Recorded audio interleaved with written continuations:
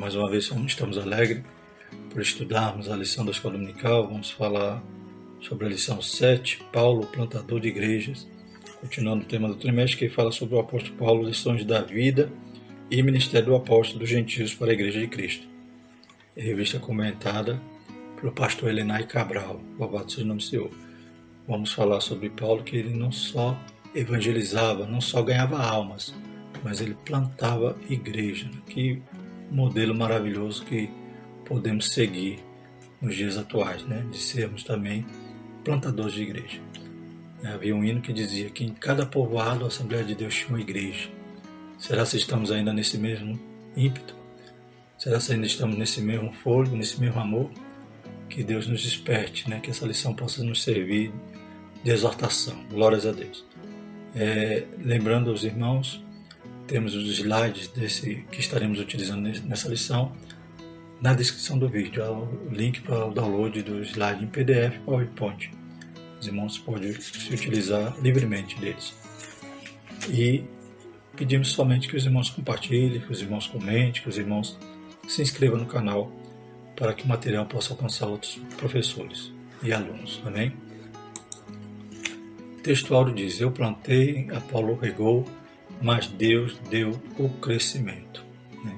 Então Paulo tinha pleno conhecimento de que ele fazia algo que ele tinha, né? Ele mesmo sentia ser obrigado de fazer por toda a experiência que ele teve com Cristo, né? Tudo aquilo que Cristo operou na vida dele, Cristo poderia, naquele momento no caminho de Damasco, simplesmente exterminá-lo, né? Porque ele estava perseguindo a igreja, maltratando, matando. Mas pelo contrário, Jesus estava se encontrando com ele para mudar a direção da vida dele. Glórias a Deus. E ele sai daquele encontro, aleluias, cônscio de que ele tinha uma obrigação a fazer, que era anunciar aquele Cristo que ele encontrou no caminho. Glórias a Deus. Com tudo isso ele sabia que ele fazia a sua parte, o outro vinha, fazia mais, mas é Deus que pode promover o crescimento da sua igreja. Louvado seja o nome do Senhor. Verdade prática, a experiência com Cristo é o mais poderoso fator motivacional para plantar igreja. Tá vendo? Que motivava ele? A experiência que ele tinha com Cristo. Hoje, talvez alguém tenha uma outra motivação.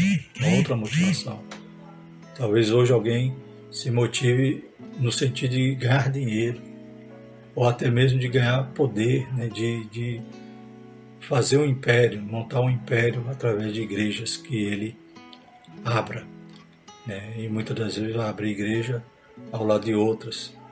Ele não vai abrir igreja, não vai ser um plantador de igreja, mas vai ser alguém que vai buscar competir, e vai buscar atrair crentes que já estão em alguma igreja, vão apenas ter uma outra oferta. E infelizmente hoje vivemos num período que os crentes estão sendo consumidores. Vão para a igreja só para receber. E não querem mais nem padecer. Não querem servir ao Senhor. Não tem mais o desejo de dizer, não, eu tenho que fazer algo por Cristo. Então essa motivação que Paulo tinha era porque ele teve uma experiência com Cristo, que nós também, aleluia, lembremos de onde saímos, o que Deus fez na nossa vida, e tenhamos essa motivação santa de buscar as almas para Jesus. O texto bíblico se encontra lá em 1 Coríntios capítulo 3, versículos 6 a 9, Atos 13, de 1 a 3 e Atos 16, 1 a 5, versículo 9 e 10. Passamos à leitura. 1 Coríntios 3, eu plantei, Apolo regou, mas Deus deu o crescimento. Pelo que nem o que planta é alguma coisa, nem o que rega, mas Deus que dá o crescimento. Ora, o que planta e o que rega são um, mas cada um receberá o seu galardão segundo o seu trabalho. Porque nós somos cooperadores de Deus, vós sois lavoura de Deus e edifício de Deus. Atos 13, na igreja que estava em Antioquia havia alguns profetas e doutores, a saber, Barnabé e Simeão, chamado Níger, e Lúcio, Cirineu e Manaém, que fora criado com Herodes, o tetrarca, e Saulo. E servindo eles ao Senhor e jejuando, disse o Espírito Santo: apartai-me a Barnabé e a Saulo, para a obra que os tenho chamado. Então, jejuando e orando, e pondo sobre eles as mãos, os despediram. Atos 16, e chegou a Derbe e Listra, e eis que estava ali um certo discípulo por nome Timóteo, filho de uma judia, que era crente, mas do pai grego, do qual dava um bom testemunho os irmãos que estavam em Listra e em Icônio. Paulo quis que esse fosse com ele, tomando o circuncidou por causa dos judeus que estavam naqueles lugares, porque todos sabiam que seu pai era grego. E quando iam passando pelas cidades, lhe entregavam para serem observados os decretos que haviam sido estabelecidos pelos apóstolos e anciãos em Jerusalém, de sorte que as igrejas eram confirmadas na fé e cada dia cresciam em número. E Paulo teve de noite uma visão em que se apresentava um varão da Macedônia e lhe rogava, dizendo: passa a Macedônia e ajuda-nos. E logo depois dessa visão procuramos partir para a Macedônia, concluindo que o Senhor nos chamava para lhes anunciarmos o Evangelho. O objetivo geral da nossa lição é motivar a igreja local para plantar mais igrejas, como falava no princípio, né? Lembra do hino, né? Em cada povoado uma igreja. Glórias a Deus. Que a Assembleia de Deus nunca perca esse foco. A gente vê muitas igrejas que, né, com ministérios A ou B, e elas só têm uma visão: abrir igreja nos centros, abrir igreja nos lugares mais povoados. Então, Paulo nos dá uma lição completamente diferente desse modelo. Ele ia onde ninguém tinha ido, glórias a Deus, e abrir igreja. Esse tem que ser também o nosso propósito. O objetivo específico é mostrar que Paulo foi um desbravador sobre uma gloriosa obrigação, sinalizar a Antioquia como ponto de partida para o crescimento da igreja, pontuar as características de um plantador de igrejas. Introdução. Nessa lição estudaremos sobre o processo de plantação de igreja que Paulo executou. Veremos que ele foi um desbravador da causa do Mestre no mundo pagão, e seu ponto de partida no ministério foi Antioquia, quando enviado para as outras regiões do mundo onde o Evangelho foi pregado. Então vemos que ele era um desbravador. É uma característica de apóstolo, né? Quando estudamos sobre os dons ministeriais, o apóstolo é aquele que vai implantar a igreja onde não tem nada. A diferença dele para o missionário, ou uma possível diferença, é que o missionário ele pode ser enviado para um lugar que já tem igreja, ele vai substituir um outro. Mas o apóstolo é aquele que vai desbravar, né? Vai arrancar toco, vai começar ali um trabalho. Louvado seja o nome do Senhor. E Paulo, ele fez esse ofício com excelência. Também refletiremos sobre as características do plantador da igreja local frente aos desafios atuais. Primeiro ponto, Paulo desbravador sobre uma gloriosa obrigação. Paulo desbravador. Paulo foi sem dúvida o grande desbravador da fé cristã no mundo gentílico. Ele dedicou sua vida para proclamar o Evangelho e cumprir a missão entre os pagãos. O apóstolo contribuiu grandiosamente na implantação de inúmeras igrejas e no crescimento da fé cristã. Não houve quem implantasse tantas igrejas em tão pouco tempo como o apóstolo dos gentios. Sua vida e ministério nos constrange a semear o Evangelho e a plantar a igreja em lugares onde pessoas nunca ouviram falar do Evangelho das Boas Novas. Em Romanos 15:20 a gente vê essa característica de Paulo. E dessa maneira me esforcei por anunciar o Evangelho não onde Cristo houvera sido nomeado, para não edificar sobre o fundamento alheio. Então ele tinha essa preocupação, esse alvo, de ir onde ninguém tinha chegado ainda, onde Cristo ainda não havia sido nomeado. Glórias a Deus. E ele cumpre nessa missão de forma gloriosa, sendo aquele que mais plantou igrejas, que mais fez com que o cristianismo crescesse. Ele realmente cumpriu o ide do Senhor Jesus de ir por todo mundo e pregar o Evangelho. Ele foi, até mesmo preso, ele estava indo pregando, como na sua prisão em Roma. Toda a guarda pretoriana teve que ouvir o Evangelho. Quem ia fazer a guarda de Paulo tinha que ouvir a palavra, glórias a Deus. E muitos foram os crentes que saíram daquele pelotão, louvado seja o nome do Senhor. Então vemos que Paulo, ele tinha essa função, essa obrigação, e ele não somente ia evangelizar e ganhar almas, ele tinha a preocupação de deixar ali uma igreja. Algumas vezes ele ficou ensinando por alguns meses, por anos, em algum determinado lugar. Outras vezes ele deixou alguém lá já cuidando daquela obra. Outras vezes ele voltava em suas viagens missionárias, ele visitava as igrejas que ele já tinha passado. Então a preocupação dele era deixar, né, realmente discípulos, deixar ali uma igreja plantada, uma igreja que pudesse ganhar mais almas. Me lembro do evangelista D.L. Moody, quando ele falece, o seu filho, né, relata que recebeu uma carta de um pastor da Finlândia, e o pastor dizia assim: o seu pai nunca esteve aqui na Finlândia, mas um dia eu ouvi a pregação dele e espalhei a semente, espalhei o evangelho aqui na Finlândia. Então pode contar que lá no Tribunal de Cristo, lá na glória, ele também tem almas ganhas aqui nesse país. Então Paulo tinha essa preocupação. Glórias a Deus.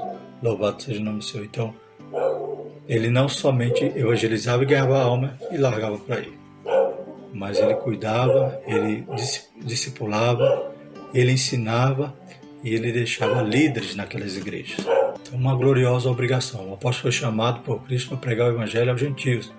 Por isso, na Bíblia, vemos a expressão: eu, Paulo, sou prisioneiro de Jesus Cristo por vós, os gentios. Seu compromisso com os gentios está afirmado em Cristo, nosso Senhor. Nesse sentido, toda a sua ousadia, coragem e precisão no ministério de plantação de igrejas levava em conta esse compromisso com Cristo, pois me é imposta essa obrigação, e ai de mim, se não anunciar o Evangelho. Então ele impunha a si mesmo essa obrigação de pregar o Evangelho. Ai de mim, se não anunciar o Evangelho. Em Atos 26:16 diz o seguinte: mas levanta-te e põe-te sobre os teus pés, porque te apareci por isto, para te pôr por ministro e testemunha, tanto das coisas que tens visto, como daquelas pelas quais te aparecerei ainda, livrando-te deste povo e dos gentios, a quem agora te envio, para lhes abrires os olhos e das trevas os converteres à luz, e do poder de Satanás a Deus, a fim de que recebam a remissão dos pecados e sorte entre os santificados pela fé em mim. Então Jesus falando ali com Paulo, no momento que aparece a ele. Então estava Jesus dizendo que eu te apareci para te pôr ministro, né, para que você vá, né, anunciar essa palavra, testemunhar, né, todas essas coisas que tem visto aos gentios. Louvado seja o nome do Senhor. E Jesus ainda promete: eu te aparecerei mais ainda. Glórias a Deus. Gosto muito desse versículo. Então vemos que Paulo, ele tinha uma gloriosa obrigação, ele sabia que Jesus tinha mandado e ele obedecia. Glórias a Deus. Assim, Paulo passou a pregar ousadamente a Cristo nas sinagogas, anunciando que ele é o Filho de Deus. Essa ousadia e coragem recebemos diretamente do Espírito Santo. Terceiro, plantação de igreja, uma parceria. A plantação de igreja envolve um trabalho duplo, do homem e de Deus. Nós, seus servos, plantamos igreja como sementes na terra. Nas cartas de Paulo, a imagem da plantação aparece em especial na primeira carta aos Coríntios, 1 Coríntios 3, 6 a 9, o apóstolo dava o devido mérito desse processo a Deus. Então Paulo sabia claramente que não era eloquência, não era filosofia. Por isso Paulo diz lá em 1 Coríntios 2, 1, né, eu, irmãos, quando fui ter convosco anunciando-vos o testemunho de Deus, não fui com sublimidade de palavras ou de sabedoria, porque nada me propus saber entre vós senão a Jesus Cristo e este crucificado. Então Paulo sabia que não era a sublimidade de palavras que fazia com que a igreja era plantada, mas ele sabia que era Deus que podia dar o crescimento, era Deus que convencia, o Espírito Santo convencia o homem do pecado, da justiça e do juízo, fazia com que o homem se achegasse, glórias a Deus, o homem então renunciava a si mesmo, o homem então aceitava o senhorio de Cristo, aleluia, glórias a Deus, e aquela semente então dava fruto, caía num bom terreno, caía no terreno que ia gerar frutos, louvado seja o Senhor. E nós somos os seus cooperadores, a igreja, a lavoura e o edifício de Deus. Nesse divino ministério de plantação de igreja, à luz do ensino de Paulo, fica claro que o trabalho de semear e plantar é nosso, mas quem faz germinar, frutificar e crescer é Deus. Deus e o homem cooperam na plantação de igreja. Ontem mesmo estávamos num culto ao ar livre, me vinha aquela palavra, né? O semeador saiu a semear. Glórias a Deus. Então é isso que nós fazemos, semeamos. Louvado seja o nome do Senhor. Mas Deus é que pode, aleluia, efetuar a obra ali. Glórias a Deus naqueles corações que estão recebendo a semente. Eu plantei, Apolo regou, mas Deus deu o crescimento. pelo que nem o que planta é alguma coisa, nem o que rega, mas Deus que dá o crescimento. Ora, o que planta e o que rega são um, mas cada um receberá o seu galardão segundo o seu trabalho. Porque nós somos cooperadores de Deus, vós sois lavoura de Deus e edifício de Deus. Então Paulo tinha plena convicção do seu serviço, do seu ministério, glórias a Deus, e da ação de Deus na vida da igreja. Aleluia.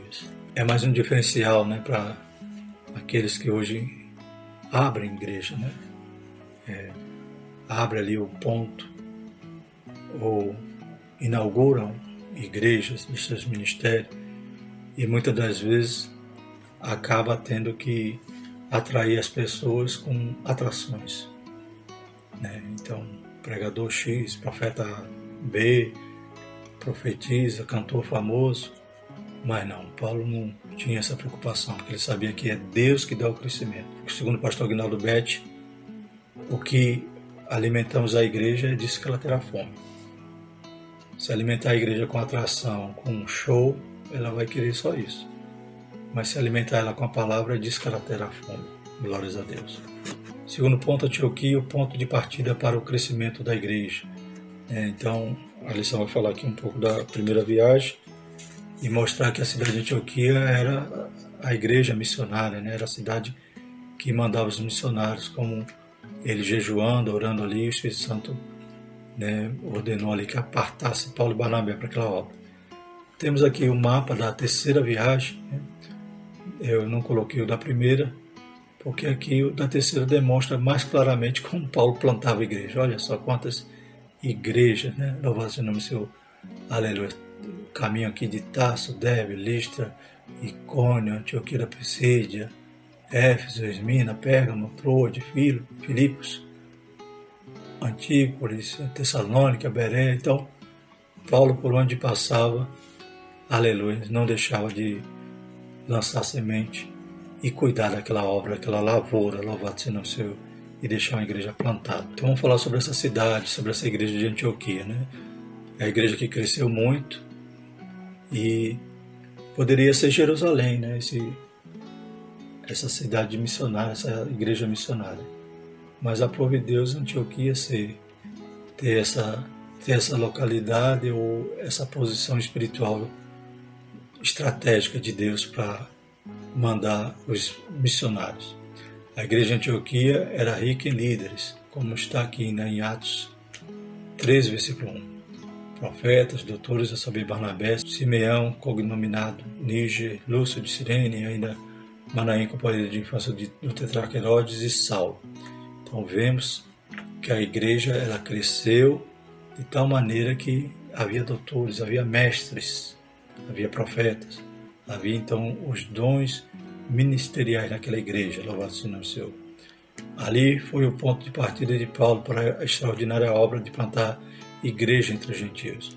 Juntamente com Barnabé, sobre jejum, oração e imposição de mãos, ele foi enviado ao vasto campo do mundo gentílico para pregar o evangelho e plantar a igreja. E servindo eles ao Senhor e jejuando, disse o Espírito Santo: Apartai-me a Barnabé e a Saulo para a obra que os tenho chamado. Então, jejuando e orando, pondo sobre ele as mãos, os despediram. Então é o Espírito Santo que dá a direção. Primeira viagem missionária. Paulo e Barnabé pregaram em Chipre. Neste lugar, o apóstolo desmascarou o feiticeiro Elimais, o encantador, e ganhou o procônsul para Cristo. Mais adiante pregou na sinagoga de Antioquia da Pisídia, onde os judeus lhe fizeram oposição. E ao mesmo tempo os gentios alegraram-se, creram, e o Espírito Santo se fez presente ali. O mesmo aconteceu em Icônio, Listra, Derbe. Ora, no trabalho de evangelização e implantação de igreja há muitos desafios. Uns recebem a palavra, outros a rejeitam, outros ainda zombam. O trabalho de implantação de igreja não é fácil, mas o Espírito Santo opera, fala aos corações e dá o crescimento à obra de Deus. Então, plantar a igreja não é fácil, é algo espinhoso, né? É claro que é Deus que dá o crescimento, mas há as oposições. Eu me lembro do testemunho do pastor Paul Yushu, que quando ele começa ali no ministério, ele evangelizou, pregou na região para a qual ele foi enviado durante 2 anos e nenhuma alma se converteu. Então é um trabalho desbravador. Então há muita oração, aleluia, tem que há, né, muita disposição de estar fazendo a obra do Senhor, não desanimar.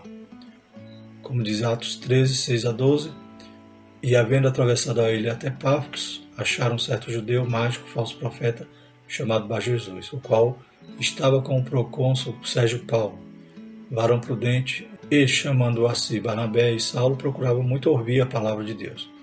Mas resistia-lhes Elimas, o encantador, porque assim se interpreta seu nome, procurando apartar da fé o procônsul. Todavia, Saulo, que também se chama Paulo, cheio do Espírito Santo e fixando os olhos nele, disse: Ó filho do diabo, cheio de todo engano e de toda malícia, inimigo de toda a justiça, não cessarás de perturbar os retos caminhos do Senhor? Eis aí, pois, agora contra ti a mão do Senhor, e ficarás cego, sem ver o sol por algum tempo. No mesmo instante, a escuridão e as trevas caíram sobre ele, e andando à roda buscava quem o guiasse pela mão. Então o procônsul, vendo o que havia acontecido, creu, maravilhado da doutrina do Senhor. Glórias a Deus. Aleluia. Que maravilha, né, irmão? Deus, ele age. Deus, ele trabalha em prol daquele que está ali com uma motivação sincera para fazer a obra do Senhor. Esse texto me faz lembrar também um testemunho de um pastor. Ele inicia ali trabalhando em um povoado pequeno, onde no povoado havia uma curandeira, havia ali alguém, uma rezadeira, que o povo estava acostumado a procurar sempre a curandeira, a rezadeira, para quando estava enfermo. E quando ele chega ali pregando o evangelho, né, anunciando a palavra do Senhor, e Deus prova a ele que a família dele toda fica doente. Glórias a Deus, mas ele persiste, insiste, daqui a pouco Deus dá saúde à sua família, Deus começa a salvar, começa a curar naquele povoado, e até aquela mulher, ela também se converte ao Senhor. Glórias a Deus. Então, há muitas das vezes oposição, mas Deus está atento. Aleluia. No momento de agir, Deus, aleluia, se levanta do trono e age em favor daqueles que estão fazendo essa obra. A segunda viagem missionária, né? Então, esse ponto vai falar sobre essas duas viagens. É claro que Paulo teve a terceira, ainda teve a viagem quando ele foi levado preso até Roma, que também foi fazendo missão pelo caminho. Mas a segunda viagem, depois do concílio de Jerusalém, Atos 15, Paulo visitou igrejas já plantadas, a partir das regiões do Oriente para o Ocidente, envolvendo a Ásia e a Europa. De fato, nessa segunda viagem houve uma mudança de rumo sob a direção do Espírito, quando ele teve a visão de um macedônio que dizia: passa a Macedônia e ajuda-nos. Paulo empreendeu uma viagem que incluía Derbe, Listra, Troas, Filipos, Tessalônica, Bereia, Atenas, Corinto e Éfeso. Outras cidades foram alcançadas pelo ímpeto evangelístico do apóstolo e inúmeras igrejas foram plantadas. Quando estamos na dependência do Espírito Santo, temos uma visão ampliada acerca do reino de Deus, né? Então Paulo, ele queria ir para um lugar, o Espírito Santo, né, impedia ele de ir para aquele lugar. E ele ouvia e obedecia a voz do Espírito. Chegou até a Macedônia e por onde passou foi bem sucedido, deixando ali a igreja plantada. Glórias a Deus. É claro que quando estudamos as viagens de Paulo, a gente vê que a primeira ele sai com Barnabé, sai com João Marcos volta no meio do caminho, e na segunda viagem, quando Paulo vai sair novamente com Barnabé, ele quer levar João Marcos, Paulo então acaba não entrando em acordo, acabam se separando.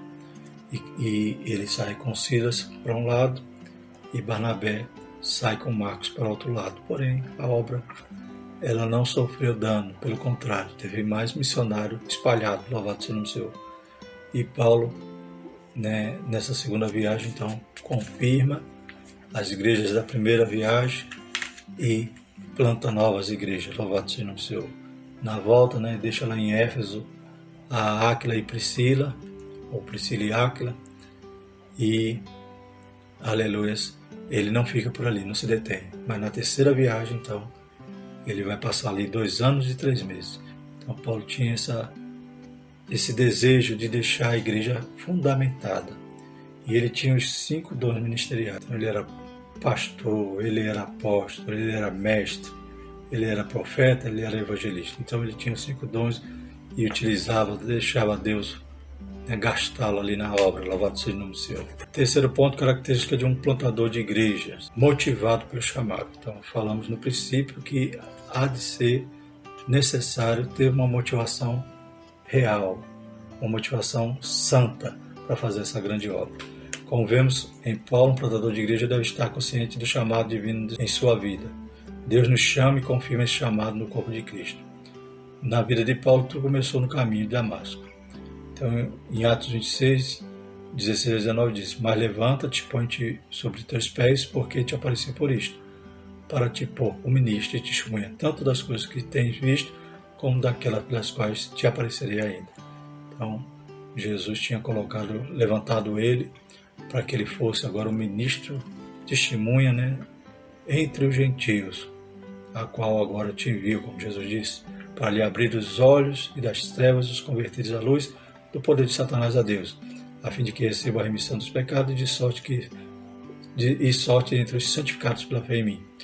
Pelo que, ó rei Agripa, não fui desobediente à visão celestial. Então Paulo não podia desobedecer essa visão, né? Ele poderia, como já falei, ter sido o último momento da sua vida ali, aquele encontro. Perseguidor, né? Aquele que fazia maldade. Mas Jesus pega o mais ímpio pecador, aquele que, aleluia, seus pecados são escuros como a escarlate e torna branco como a neve. Glórias a Deus. Então Jesus chama os que não são para confundir aqueles que são. Este começo tornou-se um elemento motivador no ministério do apóstolo. Sempre há um ponto de partida em que somos tomados pela consciência daquilo que Deus nos chamou para fazer. Essa consciência do chamado é o fator motivacional que nos faz enfrentar os desafios diante de nós. Deus ainda chama. E todos nós temos uma função no reino de Deus. Todos nós temos um talento, temos um dom que Deus dá. Como diz aqui em Romanos 12, 4 e 5. Porque assim como em um corpo tem muitos membros, e nem todos os membros têm a mesma operação, assim nós que somos muitos, somos um só corpo em Cristo, mas individualmente somos membros uns dos outros. E qual membro do corpo que é sem função, que é inútil? Todo membro do corpo tem uma função, até o dedinho do pé. Tira ele, corta ele do seu lugar, para você ver que você vai perder o equilíbrio. O menor dedinho, o mais fraquinho, é ele que sustenta você no momento que vai cair, ele está lá segurando. Então todos nós temos chamados, temos, né, uma função no reino de Deus. Busquemos conhecer os chamados que Deus tem na nossa vida e cumpramos toda a carreira que nos está proposta. Aleluia. E isso vai nos motivar a fazer a obra do Senhor. Se ensinar, haja dedicação, né? Glórias a Deus. Experimentado no deserto da vida. O apóstolo foi experimentado no deserto da Arábia. Gálatas 1, 17, 18. Para forjar o nosso caráter, muitas vezes Deus nos leva ao deserto da vida para falar ao nosso coração. Portanto, eis que a atrairei e levarei para o deserto, e lhe falarei ao coração. Né? Então, Oséias 14, Deus dizendo que atraía ali Israel para o deserto. E ela já não ia mais chamar meu Baal, mas ia chamar meu Deus. Né? Ali somos capacitados por Deus para topar contra os grandes desafios da missão de pregar o Evangelho e plantar a igreja. Então, todo processo que passamos é para nos aperfeiçoar. A mais leve tribulação, né, gera em nós peso de glória.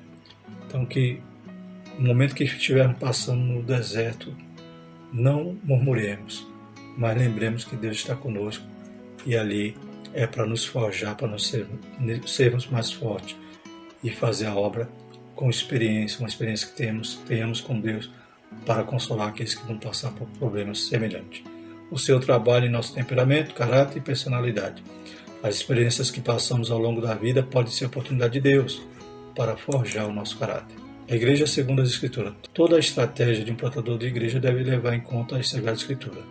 Nas Escrituras, vemos que a igreja local é um lugar onde devemos ter o relacionamento pessoal com Deus, onde há amor pelo pecador, onde há batismo no Espírito Santo para o exercício do serviço, profusão dos dons espirituais, ministeriais e de serviço.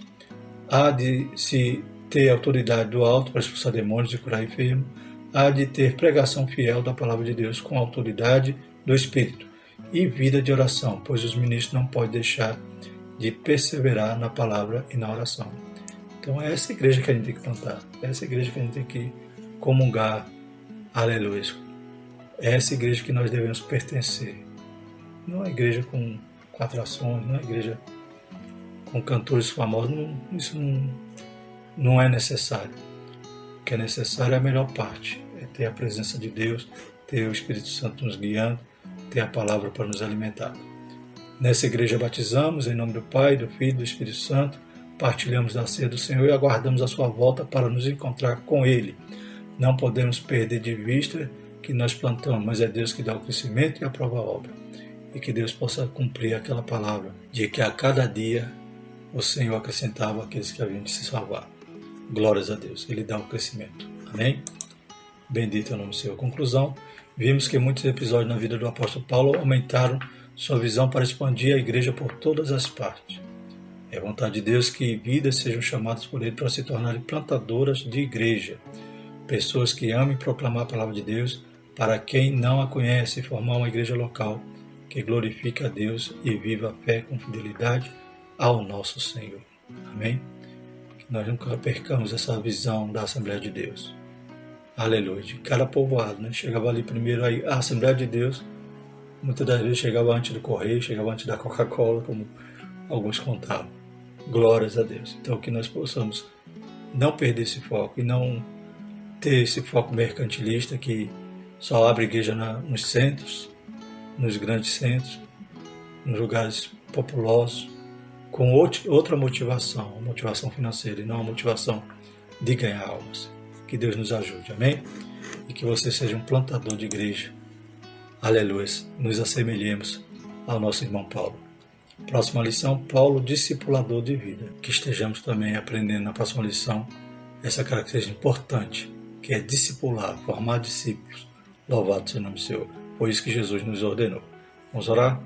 Maravilhoso eterno Deus, somos gratos, Pai, por essa lição. Pai, desperta-nos, Pai, através dessa palavra, Senhor Jesus. Aleluia, que não venhamos, Pai, a fazer de forma diferente, com outra motivação, mas que venhamos a voltar ao primeiro amor desta igreja. Em nome de Jesus, Pai, continua abençoando, Pai, os teus filhos, continua abençoando os alunos da escola dominical, os professores, superintendentes, pastores, Pai, abençoa, derrama a tua graça sobre nós, aleluia, Senhor Jesus, e vocaciona, Pai, aleluia, os seus santos para fazer essa tão grande obra, pois a seara é grande, mas poucos são os ceifeiros. Nos ajuda em nome de Jesus. Amém. Que a graça do nosso Senhor Jesus Cristo, o amor de Deus e a consolação do Espírito Santo permaneça sobre nós, hoje e sempre. Amém.